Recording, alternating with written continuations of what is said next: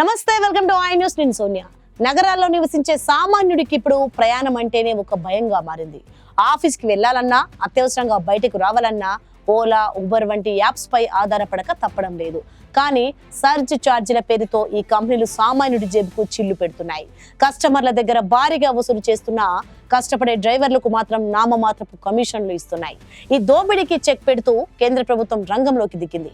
దేశవ్యాప్తంగా అతి తక్కువ ధరలకే క్యాబ్, ఆటో సేవలు అందించేందుకు భారత్ టాక్సీ అనే సరికొత్త యాప్ ను సిద్ధం చేసింది. న్యూ ఇయర్ కానుకగా జనవరి 1వ తేదీ నుంచే ఈ సేవలు ప్రారంభం కాబోతున్నాయి. అసలు ఈ యాప్ ఎలా పనిచేస్తుంది? ప్రైవేట్ కంపెనీల కంటే ఇది ఎంత తక్కువకు ప్రయాణాన్ని అందిస్తుంది? డ్రైవర్లకు దీనివల్ల కలిగే లాభాలేంటి? పూర్తి వివరాలు ఈ స్పెషల్ స్టోరీలో చూద్దాం.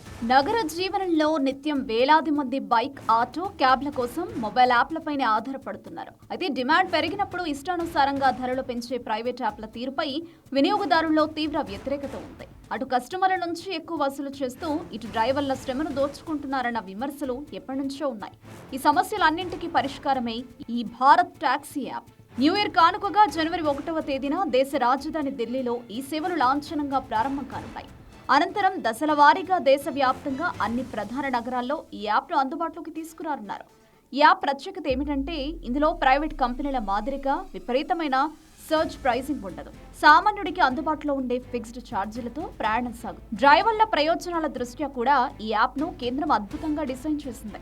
వినియోగదారుడి నుంచి వసూలు చేసే మొత్తం ఛార్జీలో 80% కంటే ఎక్కువ వాటా నేరుగా డ్రైవర్కి అందుతుంది. దీనివల్ల డ్రైవర్ల ఆదాయం పెరగడమే కాకుండా వారు కస్టమర్లను మరింత గౌరవంగా చూసే అవకాశం ఉంటుంది. కేంద్రం తీసుకున్న ఈ నిర్ణయాన్ని వాహనదారుల నుంచి భారీ స్పందన లభిస్తుంది. ఇప్పటికే ఢిల్లీలో సుమారు 56,000 మంది డ్రైవర్లు తమ వివరాలను భారత్ టాక్సీ యాప్ లో నమోదు చేసుకున్నారు. ఈ యాప్ లో ఆటోలు, కార్లు మాత్రమే కాకుండా బైక్, టాక్సీలను కూడా బుక్ చేసుకునే సదుపాయం ఉంది. జనవరి నుంచి ఈ యాప్ అందుబాటులోకి వస్తే ఓలా, ఊబర్ వంటి బహుళ జాతి కంపెనీల గుత్తాధిపత్యానికి తెరపడుతుందని నిపుణులు భావిస్తున్నారు. ప్రభుత్వ పర్యవేక్షణలో ఉండే ఈ యాప్ ద్వారా ప్రయాణం మరింత సురక్షితంగా, చౌకగా మారుతుందని సామాన్యులు హర్షం వ్యక్తం చేస్తున్నారు.